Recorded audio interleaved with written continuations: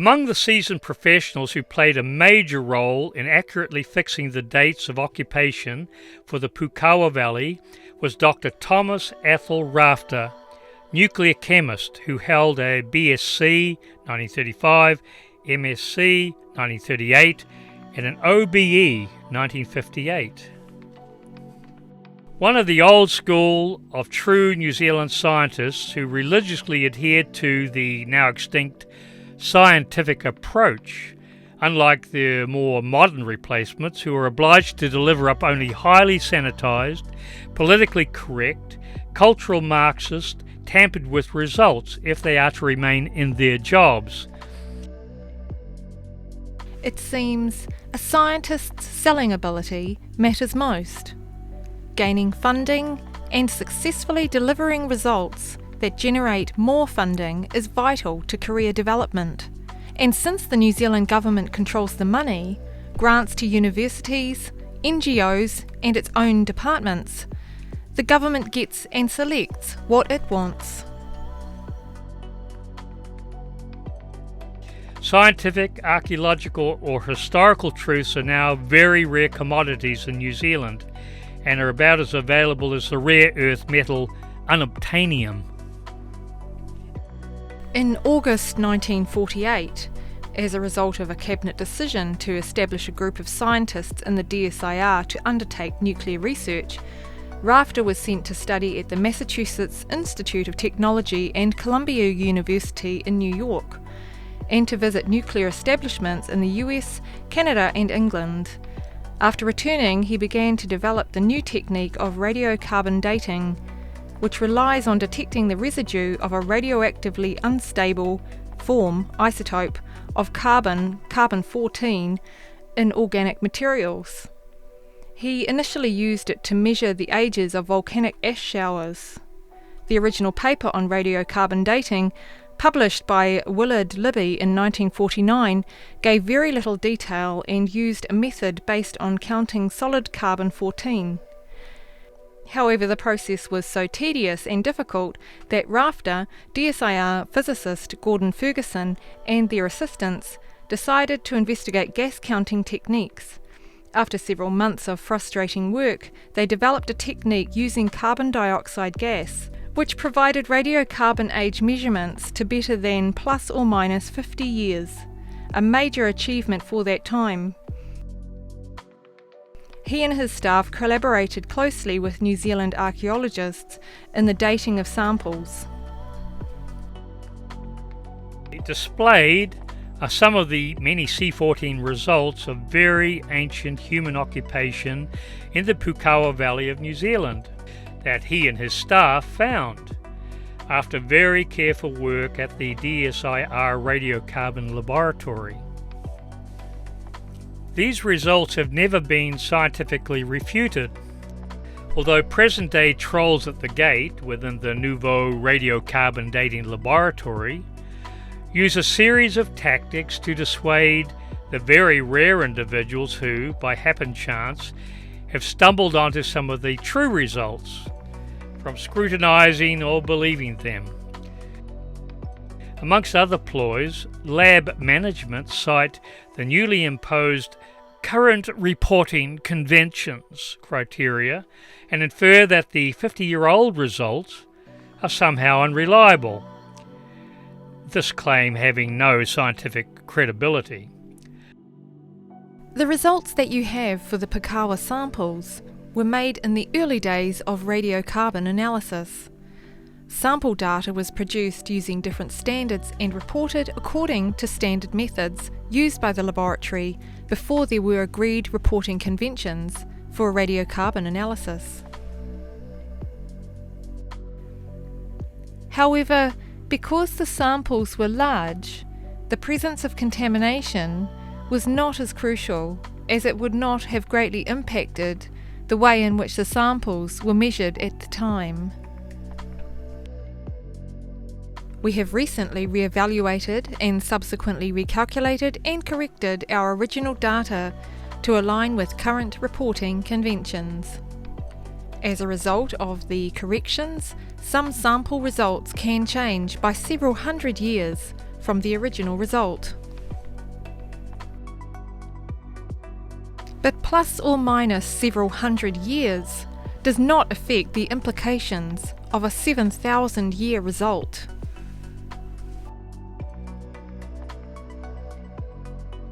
They've also tried to impose an exorbitant financial penalty up to $1,500 on a person who wished to see the additional results mentioned by Rafter in his letter to Price dated the 6th of May 1970.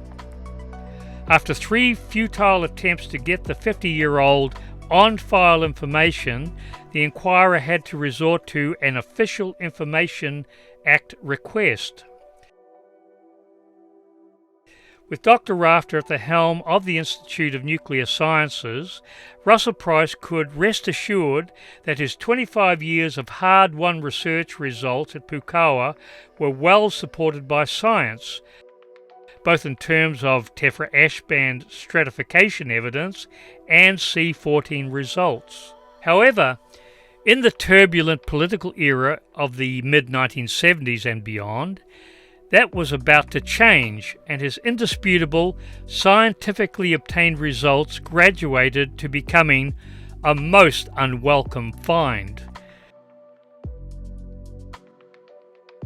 The crucifixion of Russell Price began in earnest in 1978 via the release of an article under the name of a virtually unknown individual in archaeological circles named Bruce McFadyen.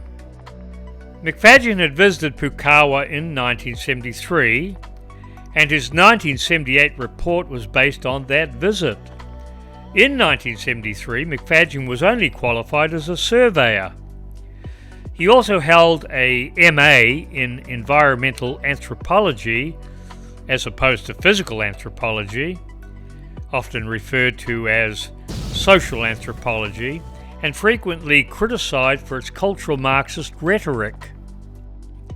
From what we can gather, a small group, including McFadyen, visited Poukawa 5 years previously and ingratiated themselves with Russell Price, who, being ever gracious to interested parties, was ever willing to show people his dig sites and results. The visit is supposed to have taken place in August 1973. But neither farmers Bill Buddo or David Buddo recall seeing people arriving at about that time, and certainly never met Bruce McFadyen.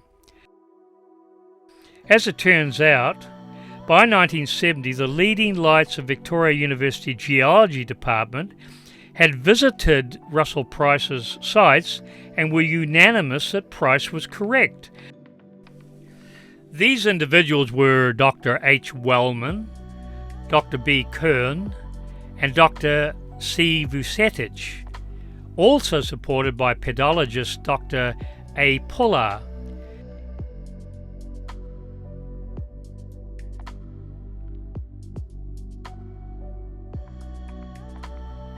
It seems significant that the report was released after Dr. Thomas Athol Rafter retired in March 1978 from his long-held position as head of the Institute of Geological and Nuclear Sciences, later to be named in his honor as the Rafter Radiocarbon Laboratory. Dr. Athol Rafter had been an avid supporter of Russell Price's work and had completed numerous C14 tests of Price's bones, shell, and associated organic finds, many of which lay beneath the undisturbed ash bands of the Taupo, Waimahia, and Wakatani volcanic explosions, and showed clear signs of a human presence associated with them. Although the largest percentage of Price's carefully considered and chosen dig positions at various far-flung sites across the farms returned very good or outstanding results, there were at least 2 problematic areas that returned very confusing results when C14 age-tested by Rafter and the lab. Rafter had written to Price on the 20th of October 1969, identifying anomalous readings for samples earlier submitted for testing. Price then went on to explain in detail what went wrong with this dig position. This dig site, 2476-6, had formerly been situated on or straddling a floodplain that had been permanently under shallow water until 1931, at which time the new drainage canal lowered and stabilised the water level significantly. Thereafter, a large section of newly drained land could come into pasture, thus increasing the availability of productive land considerably. However, the formerly sodden band of peat soil beneath had about 42 years to dry out and crack by the time Price dug a test excavation at square 2476-6. For those unable to decipher Russell Price's handwriting in this letter, here's the full text. Dear Ethel, I was very pleased to receive your kind and encouraging letter of the 20th of October about the new dates with regard to 2476-6. Why is this charcoal young and yet below the Taupo ash? The reason is as follows. Since drainage of the lake in 1931, the peaty soil of the lake bed has been rapidly shrinking, and the Taupo ash is very close to the present surface and is found from 5 to 6 inches below the surface, not parallel to the ground level, but wavy as illustrated. Mr. Butto had set his multi-furrowed plough at 4 inches, which had cut through an extra high point in the Taupo ash, and the charcoal of the Maori occupation forced downward through the break in the ash band. Shrinkage cracks have also developed down which the charcoal and ash could have fallen. We trowel horizontally, but some months ago abandoned this for this very reason. We now remove turf from a square, then work downwards at the lower end of the square in a strip 18 inches wide and 9 feet long, until we are about half an inch above the Waimahia ash. We then insert ourselves in this trench and work the square on a face, troweling downwards all the time and removing the worked over material with a fireplace shovel. We have the Taupo ash under constant observation all the time, and any cracks, stake holes or post holes can be detected at once. Those latter features can be photographed clearly in half-section mantles by the Taupo ash and the peaty soil above it. When this operation has been completed, right up to the balk line, we then go back to the lower end and repeat the process. Then the Waimahia ash is under constant observation and we work right down into the subsoil. And I am happy to say we have secured good photographs of stake and post holes below the Waimahia ash. In both operations, major moa bones are left in situ. We work around them. These are photographed thus. I spoke to the manager of Camera House, who readily agreed to do the enlarging himself instead of sending them to the lab. They should be ready by Friday night. I am not rushing anything with those negatives. It is a great comfort to feel that the resources of the Institute are behind us in our search for Poukawa man. Our thoughts will be with you over this operation and feel sure it will be a great help to you to regain the use of your leg. Doug Pick and Michael King had to go and give our efforts a boost in the press. I told them they were only wasting their time. People just can't grasp what we're onto. I will report fully as soon as the enlargements are ready and will forward the sawn into bones next week and will outline my plans for the future. Kindest regards and best wishes from us all. Yours sincerely, Russell. Price explains both in a drawing and by writing all of the factors that made this limited section of a site, or similar low-lying positions nearby, unsuitable for any extraction of valid results. Everything on the formal lake bottom was topsy-turvy due to peat shrinkage and cracking. Collapsing waterborne ash that had become lake bottom, or charcoal and bones, etc., and cascading this foreign upper matter down into the gaping peat fissures below. It should be mentioned at this juncture that there is a vast difference between waterborne volcanic ash and air-laid volcanic ash.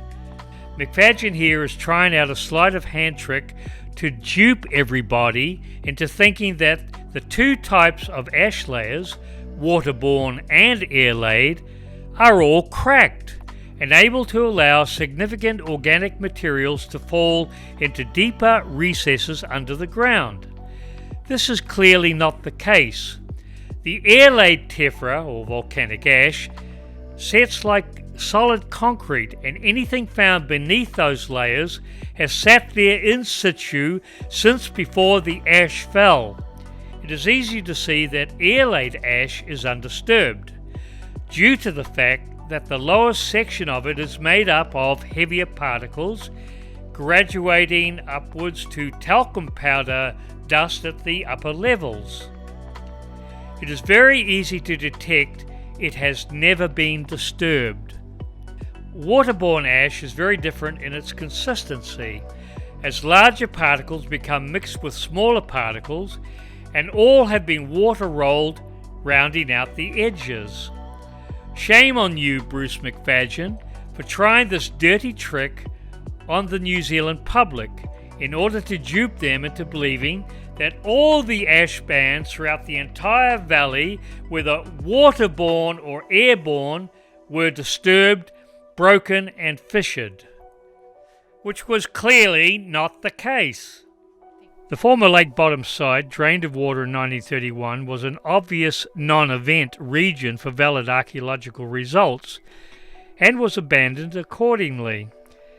However, anyone knowing that here and there, in the lowlands of Poukawa, that such sites existed, the opportunity could avail itself to, in sinister fashion, exploit their occurrence for gaining negative, contrary results.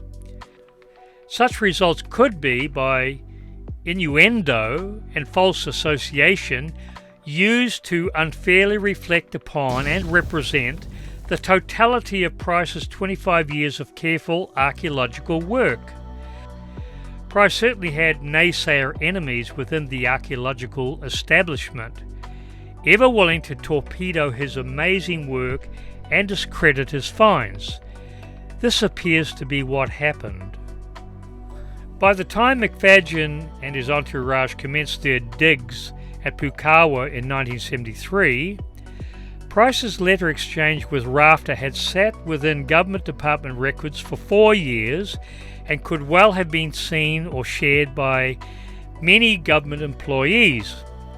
It appears quite uncanny or suspicious that McFadyen, in his 1978 report, which appeared fully 9 years after Price explained the abysmal situation of Site 2476-6 to Rafter, would include all of the same elements.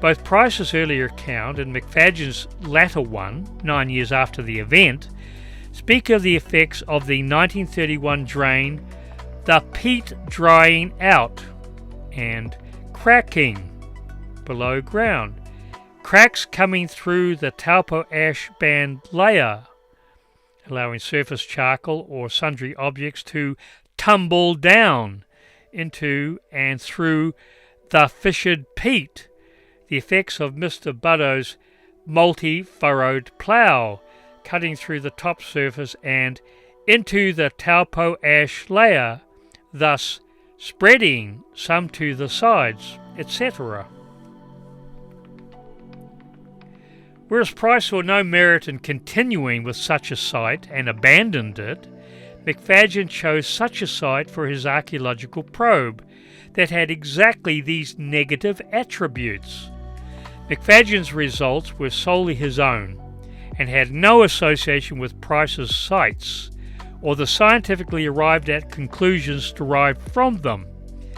It begs the question, if McFadyen's dig was done under some kind of supervision or involvement of Victoria University's Geology Department, then why was such a stupid site chosen to undertake the work?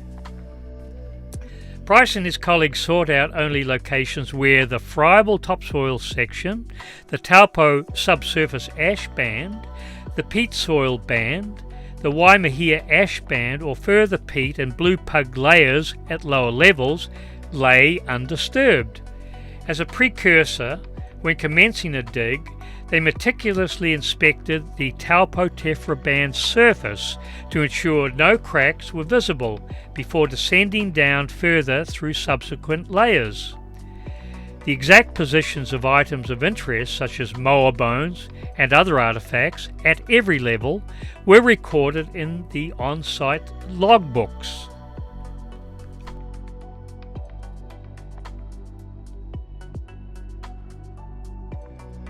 This photo was taken from McFadyen's article, which when it first came out was titled The Antiquity of Man at Lake Poukawa, New Zealand, October 1978. Obviously he needed to say the antiquity, but somebody's made a horrible little error in a scholarly article supposedly. Note the dried out and cracked peat soil very near to the grassy top surface. On the background trench wall can be seen the whitened traces of waterborne pumice from the 186 AD ashfall of Taupo, which band sits very near to the grass surface. This location was most certainly under lake water until the 1931 canal was cut and the lake level lowered. It was a grotesquely stupid site to choose if one was desirous to test the integrity of Russell Price's evidence and conclusion, and whoever did choose it, for whatever purpose, wasn't so much as a pimple on a genuine geologist's or archaeologist's arse. So where is the spot where McFadyen did his stupid dig? These 46 years after the event, neither we nor anyone else in the archaeological research community had any definitive evidence from the McFadyen camp as to the exact spot in the Poukawa Valley where his dig took place. He only says that it was at site N141-12, which is an umbrella number for Russell Price's main grid of exploratory trenches on David Buddow's farm. All we had to go on were tiny, poorly drawn maps in McFadyen's report, with the larger of the two having scale bar measurements that are highly inaccurate. So let's see what we can do with them. The small map B at the top right indicates a box in the Poukawa Valley where the dig took place, and the larger map at the bottom, C, is the actual site map, showing McFadyen's digs as boxes F1, F2, 1, 2 and 3. The scale bar is meaningless, so all one can do is guess positions based upon contour lines or the approximate positions of fence lines. Based upon McFadyen's small locating map box, his dig was completed within the confines of the red rectangle shown. However, in a ground close-up within Google Earth, no such configuration of 5 surrounding fence lines as found on McFadyen's map C can be seen anywhere on the Buddow farms. As luck would have it, by an extensive search on the internet, an old retro lens image was found, taken in 1980, which showed exactly what we were looking for. The retro lens aerial photograph of Poukawa Lake and surrounding terrain shows the 5-sided enclosing fence set up in the late 1960s to protect Russell Price's extensive archaeological digs from livestock damage on site N141-12. Russell had also undertaken a dig at site N14111 in 1967 on a humped-up rise adjacent to farmer David Buddow's hay barn. From McFadyen's map, Plan C, we can ascertain that McFadyen excavated beyond the northeast extremities of Russell Price's diggings of N141-12. The McFadyen map plan was made into a transparency in Photoshop, scaled to fit the 1980 topographical photos fence line configuration, then the two layers accurately superimposed into Google Earth imagery. McFadyen's plots, the numbered white boxes, are seen to sit near the fence line that divides David Buddow's farm from Bill Buddow's farm. Terrain to the left of the vertical red line rises steadily to a much elevated hump, and it was over this eternally stable, undisturbed raised ground area that Price conducted his digs. McFadyen's dig sites 1 and 2 would have been underwater until 1931, and his other marked boxes lay in similarly low terrain also. They therefore produced predictably dismal results, which seems to have been the whole purpose of what can only be construed as a nefarious, underhanded exercise to destroy the work of Russell Price by false association and innuendo. Remember, everything Russell Price did was substantiated by leading scientists within the New Zealand scientific community. The length of the top white line of the five-sided fence containing archaeological site N141-12 is 260 feet or just over 79 metres in length. Whereas the very extensive excavations of Russell Price were done across a long raised hump of permanently above water ground, McFadyen's tiny digs were outside Price's work area and down in the former floodplain. Killjoy was here. I'm standing at or very near the spot down near the fence line where McFadyen did his stupid floodplain excavation. To my right is the rising hump that still bears the multiple scars of Price's meticulously organised grid-line digs. The area in front of me is the declining end of the humped ground, short of which Price's archaeological excavations tailed off to nothing.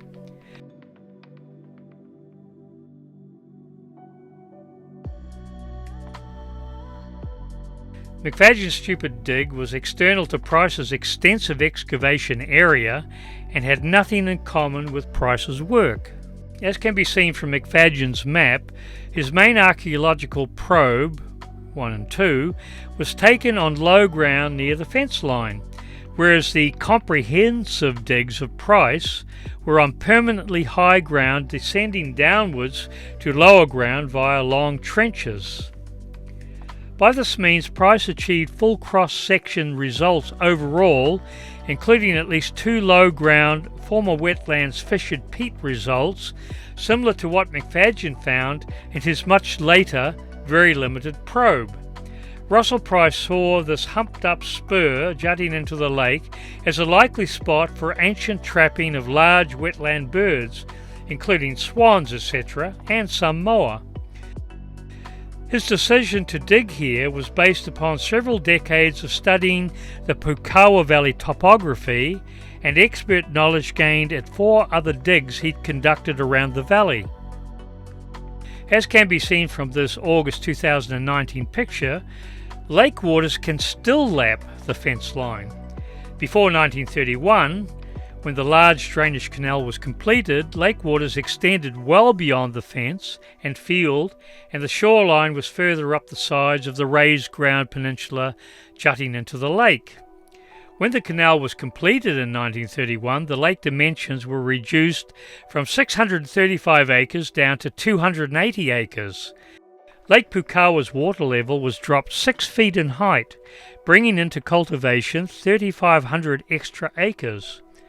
The reason McFadyen found cracked peat near the surface of his shallow excavations was because it had dropped its water, dried out, shrunk and cracked in the 42 years between 1931 and 1973, when he conducted his all-so-sparse dig into the former lake bottom. The much rumpled terrain in the foreground was a site of years of hard work by Russell Price, a host of fellow workers and knowledgeable scientists of high caliber. The arrow points to the approximate location of a small area where McFadyen and his associates did a shallow dig. Thereafter, Paulie arrived at conclusions, reading like a jack-up, from that meagre, unscientific little probe, were by innuendo fraudulently used to encompass or represent the totality of Price's patently more comprehensive work of many years' duration, work that had been verified and backed by leading New Zealand scientists.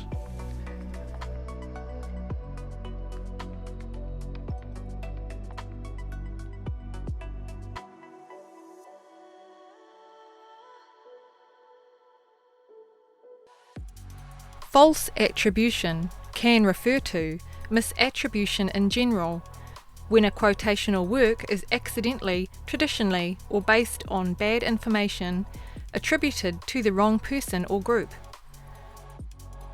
A specific fallacy where an advocate appeals to an irrelevant, unqualified, unidentified, biased, or fabricated source in support of an argument. These pictures demonstrate just how farcical and preposterous McFadyen's poison pen misattribution slander of Price's work and conclusions were, leading to its marginalisation and dismissal. Farmers Bill and David Buddo, their parents, leading scientists, authors, friends, and close associates, saw how crestfallen and broken Price was in the last 5 years of his life, following this unwarranted defamation of his careful work. Ivan Cash, who met and worked with Russell Price, wrote the following testimonial. When I joined the staff of Karamu High School in 1966, Don Goodall, on our staff, encouraged me to come with him to meet Russell Price, and both of us worked with him most weekends for almost a year. At this stage, he had been working at the site for several years. We were intrigued by the sincerity and honesty of this man. He described himself as a retired farmer. He said that he had found things and let the experts tell him what he had found. However, it was clear, during the time that we knew Russell Price, that he was very astute and knowledgeable, and observant and careful. We had tremendous respect for his careful methods of excavation and bagging material. He had had the site surveyed, and during inch-by-inch excavation using small-sized plaster as trowels, he left in foot-wide balks to ensure that all his work could be checked at a later date. While working there, I found a tuatara skull and pale apple-green moa egg shell fragments. Russell Price showed us the moa bone with 3 toes that bore deep cuts in its surface. He told us that he had excavated it from the blue pug clay below the intact Waimahia ash shower. He said that material above and below it had been dated by the DSIR at 5,280 years ago, plus or minus 60. Note how extensive and labour-intensive these digs were. This is but one over-the-hump dig, with many more adjacent. The cross-running balk walls were undisturbed ground, left for future archaeologists to make their own careful assessments.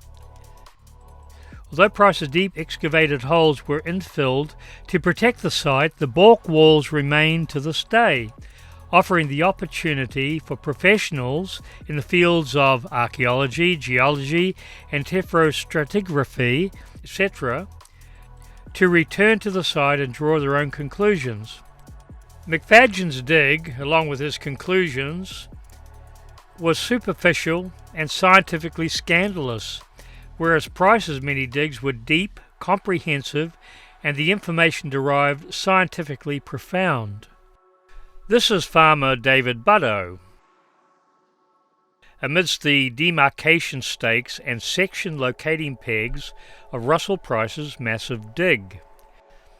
To their credit, the Buddow families on adjacent farms spent years supporting Price's exhaustive efforts, only to see it all thwarted by McFadyen's truth-challenged, dismissive article of 1978.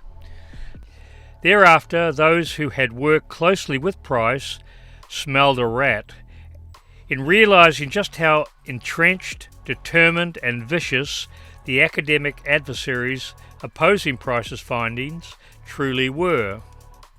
Whereas a cursory look at McFadyen's dig indicates he found cracked peat at about 1 foot or 300 millimeters below ground level at the lakebed base of the hump, the Price team at site N141-12 did deep, long excavations across the higher, permanently above water ground and found solid peat. Had McFadyen wanted to do a proper intelligent dig across the higher terrain, or even carefully check Price's trenches and balk walls traversing an entire cross-section, the inescapable conclusion could only have been that Price was correct. But it doesn't seem McFadyen, unqualified as he was in 1973, wanted to arrive at that scientific consensus of opinion. To add insult to injury, on the 3rd of May 1983, the Hawke's Bay newspaper announced the upcoming conference of the New Zealand Archaeological Association to be held at Napier's Century Theatre. Amongst the lineup of speakers, the newspaper stated that Dr. Bruce McFadyen, Historic Places Trust, Wellington, will discuss research on the Poukawa swamp material excavated over a long period by Russell Price. Which recalls to mind the gutless, psychotic murder of musician John Lennon in 1980 by Mark Chapman, who shot him in the back multiple times. Attention-seeking Chapman, craving Lennon's fame, was convinced that if he could kill Lennon, that he could become Lennon, assuming his entire identity or persona. Here is the famous singer-songwriter John Lennon signing an autograph for Mark Chapman in the morning. Chapman would later hang around Lennon's apartment all day and emerge from the shadows in the evening and kill Lennon when he returned home. Mentally deranged Chapman thought if he could kill Lennon, he could become Lennon. 10 years after McFadyen visited Poukawa, qualified at the time only as a surveyor, and 5 years after releasing his sparse report, he'd now achieved a doctorate degree, 1979, and all of the kudos befitting a lettered scholar who had championed the cause of destroying Price's credibility in the eyes of his naysayer peers. We can only surmise that he became the darling of the social engineers, having slain the ominous dragon. How very ironic and obnoxious it is that the very person who, with no real archaeological evidence, stabbed Russell Price in the back, then got invited to fill Russell's shoes at the NZAA conference podium and pontificate as the leading authority in all things Poukawa. While the hometown boy didn't get a look in, McFadyen was vicariously elevated to becoming the new Russell Price. It's amazing how McFadyen's career soared within a few short years after he torpedoed Price and the aligned scientists. Now he seems to be in charge of everything. Strange that some stars are in ascension while others are in decline. In this picture, Alan Puller, scientist of the top order from the DSIR Soil Bureau, fully verified that Price had found both human material and human-related material beneath the ash bands. In this conclusion, he was supported by Colin Vucetich, DSIR, University of Victoria, Dr. Athol Rafter, head of the DSIR Radiocarbon Laboratory, Dr. C.A. Fleming, New Zealand's leading geologist, Professor H.W. Wellman, geologist surveyor, Michael King, New Zealand Archaeological Association member and historian, and many other leading experts in their fields, three notable ones of which were affiliated with Victoria University's Geological Department. Alan Puller wrote a scientific paper about the amazing discoveries at Poukawa titled Pumice Ash Beds and Peaty Deposits of Archaeological Significance near Lake Poukawa, Hawke's Bay, by W.A. Puller, Soil Bureau, Department of Scientific and Industrial Research, Whakatane.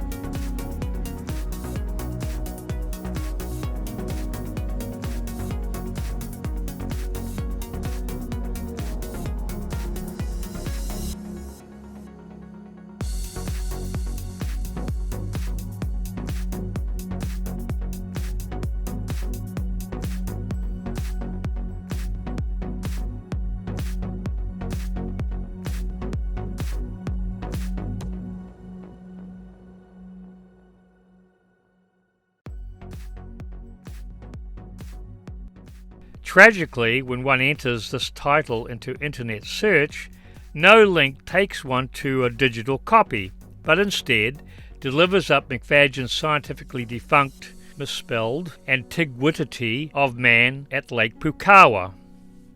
After the sparse and ridiculous McFadyen article was used by a gaggle of "this must not be so" naysayers to destroy the conclusions of New Zealand's most illustrious scientists supporting Price's work, W.A. Puller became totally disillusioned with the abysmal, unscientific state of New Zealand archaeology. As it turns out, New Zealand archaeology has never recovered from the hijacking coup d'etat of the cultural Marxist element, who have further clamped down on what the public can or cannot see or know. Nowadays, all findings must reflect the agendas and goals of the political organs, and expound only the view that Maori, arriving from eastern Polynesia in circa 1300 AD, 700 years ago, are the solitary people ever to occupy the country pre-colonial. This unsupportable nonsense flies in the face of what the learned Maori elders told us for over 150 years, as well as a vast accumulation of archaeological evidence researched since the dawn of the colonial era. In a book called Chain of Evidence by John Tasker, he mentions the whole saga to do with Russell Price and the destruction of his hard-won findings. And then in the book he talks about a statement of belief that was signed by top scientists. This is what John Tasker wrote. What almost nobody realised in the late 1960s is that a hard core of top scientists who had visited the Poukawa site were totally behind Price and Puller. They could see the obvious. However, to openly stand beside these two would have cost them too much, so they did the next best thing. A number allowed their names to be associated with a secret statement of belief, marked across the top, restricted, not for publication. And because it vindicates Price and Puller, and because the conclusions drawn go way beyond what these two could ever have envisaged, parts of it will be quoted now in such a manner as to leave the writers unidentifiable, with two exceptions. In order to demonstrate the high-level nature of the statement, it should be known that both Drs. Fleming and Rafter had a hand in its composition. Most New Zealanders of today, over 50 years after the amazing archaeological finds at Poukawa, would not realise what an illustrious scientist and highly revered lettered scholar Dr. Charles Fleming truly was. He had been honoured with a knighthood, was a Fellow of the Royal Society of London, and a Fellow of the Royal Society of New Zealand, a rare combination. He was also a prolific author, as his many publications attest. The data Mr. Price has slowly accumulated has demonstrated that the results have to be taken seriously, the statement began. W.A. Puller of Soil Bureau Whakatane visited the site earlier this year, examined ash layers contained within peat, and collected radiocarbon samples from above and below the ash layers. The dates from these confirm his identification of the Taupo and Waimahia pumice ashes. The controversy over water-laid and air-laid ash was settled in a few sentences. Within the peat are two pumice layers. The lower, about 1.5 inches thick, has a sand size lower half and a fine silt size upper. In the exposure we saw it was entirely air-laid. About a foot above the rhyolite ash horizon is a second layer of coarse, grit-sized rhyolite pumice lapilli. This is only about 1/4 of an inch thick in the higher parts of the wedge, but is irregularly thickened lower down. In these lower parts, the bulk of the lapilli are rounded, and the thickening is clearly due to transport of lapilli by water, perhaps lake water. In the higher parts, the lapilli are angular and occur with sand and dust-grade particles, and is clearly air-laid, although continuous with the water-laid part. A series of post holes at all levels also spoke eloquently to the scientists. Speaking of one such hole, the statement says that the post was about 4 inches in diameter, had rotted off, and the hole then infilled before the Taupo ash fall. Similar post holes are reported below the Waimahia ash, and the ash continuous across the top. The post hole we saw has every appearance of being undisturbed and convincingly demonstrates human occupation of the site prior to the Taupo shower. The discoveries of artefacts and ovens below one or other of the ash showers gives a similar demonstration. After discussing a likely geological history of the area, the statement gets straight into conclusions. Occupation of this site has continued over a long period. The older occupation appears to have commenced prior to the commencement of the peat formation, and hence also before the water level of ancient Lake Poukawa had reached its highest level. If the rate of peat formation has been substantially uniform, peats commenced forming at about post-glacial sea level maximum, say 4,500 years ago. The stratigraphically lowest discoveries lie below this peat and may conceivably predate about 4,500 years ago. The site demonstrates human occupation of this area of much greater antiquity than anything previously anticipated.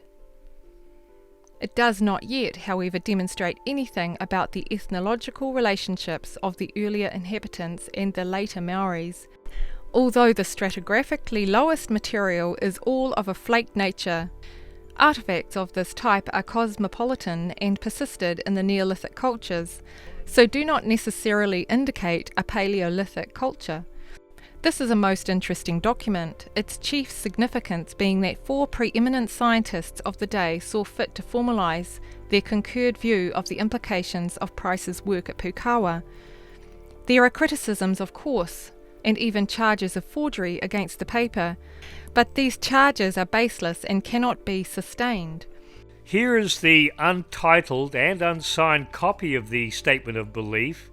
It was released for the very first time under an Official Information Act request and acquired from Dr. Ethel Rafter's personal file at the Radiocarbon Dating Laboratory.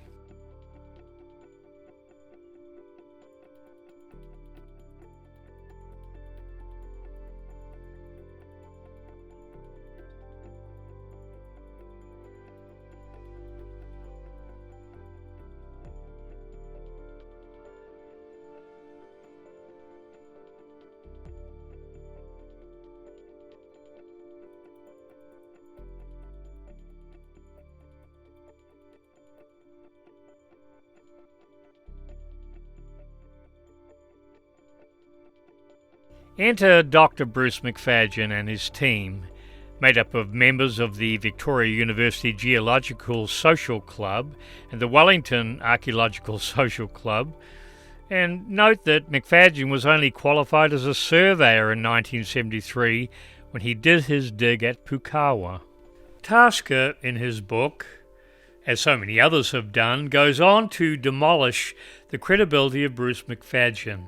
He writes, The team dug in an area already dealt with by Price, and in his report in the Journal of the Royal Society of New Zealand, Volume 9, Number 3, 1979, pages 375 to 382, McFadyen proceeded to demolish all Price's claims and to make it difficult for anyone else to stand alongside the beleaguered farmer and still retain his or her credibility. Thus, all Price's post holes became root channels of old trees. Disking of the area in the past mixed introduced snails and pig bones with extinct heron and Notornis remains, fooling everyone in the process. Tree roots made the file marks noted on some old bones. After the land was razed by the 1931 earthquake and the peat began to dry out, it cracked and allowed surface material to fall down to sub-ash levels in every case. The shrinking ground was also responsible for all broken bird bones as well. It was all too pat. McFadyen's conclusion was that because the peat is cracked and things have fallen down the cracks, and because the site has been bulldozed and disked, and artefacts have been disturbed, the Poukawa site does not provide evidence for the antiquity of man in New Zealand and is extremely misleading. He further stated that the site was probably occupied between 150 and 300 years ago, and there is no evidence for human occupation before the Taupo pumice eruption. Tutored ones who previously wavered now largely embraced the new light provided by the team, while the public at large, or at least the members of the public interested in such things, jumped the opposite way, taking the view that McFadyen's simplistic dismissal of claims made for Poukawa were a jack-up, that he had approached the task of dealing with Poukawa with his mind already made up, and that his conclusions ran counter to all previous indications from the site. It might be added to this that there was no general swelling or uprising of the ground after the 1931 earthquake. What happened was a small section within the canal excavation, within the lake itself. The ground rose up there very slightly, but there was no general rising of the ground throughout the valley. It all stayed very, very well intact. Bruce McFadyen's misleading contention that the terrain of the valley got humped up by the 1931 Napier earthquake is pure bunkum. In the area where the excavation commenced to drain the lake, the soft lake bed base itself rose a few feet, but there was no general disturbance of the more solid ground across the entire Poukawa Valley. McFadyen has obviously seized upon the fraudulent ploy to try to give the impression that the entire valley became topsy-turvy and that no reliable archaeological work through solid undisturbed ground could be possible. Price and his teams worked through layers of concrete-like undisturbed tephra that had no breaks in it whatsoever. Items lying in situ beneath those tephra bands had lain there since before the volcanic explosions of antiquity. It will come as a surprise to many that Bruce McFadyen, far from being opposed to Russell Price's findings, was, in 1970, virtually a disciple of Russell Price, as his statements and letters of the time attest. He had visited Russell Price's home in Hastings and enthusiastically embraced and supported Price's conclusions. It's very strange that only 3 years later he was 180 degrees diametrically opposed to Price. This about-face will be covered in Part 3.